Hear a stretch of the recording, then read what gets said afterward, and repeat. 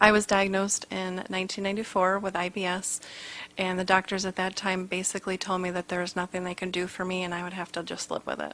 IBS is very intrusive. It interrupts your daily life. It's all you think about is what's going to happen if I go out to eat or if I'm going shopping, anything you plan on doing. It all revolves around IBS.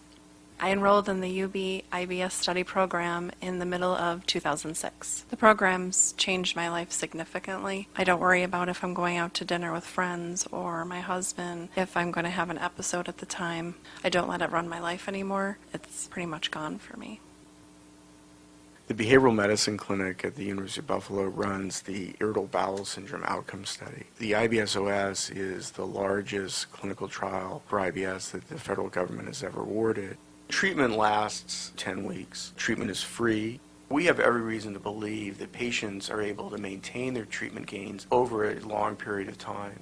Treatments that we feature in the outcome study include practical skills training such as muscle relaxation training, learning techniques to cope more effectively with realistic stressors that aggravate symptoms, learning to challenge and dispute thinking patterns that can aggravate symptoms, and also learning a lot more about what IBS is and strategies for taking control of them.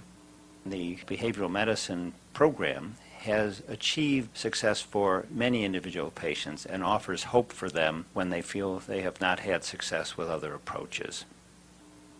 When it was recommended to me that I go to the behavioral medicine clinic, I was skeptical. Nothing was working up to this point. I started showing symptoms of irritable bowel in roughly the fall of 1995. Problems were many, solutions were few. I was not comfortable in my own skin. I constantly was feeling ill.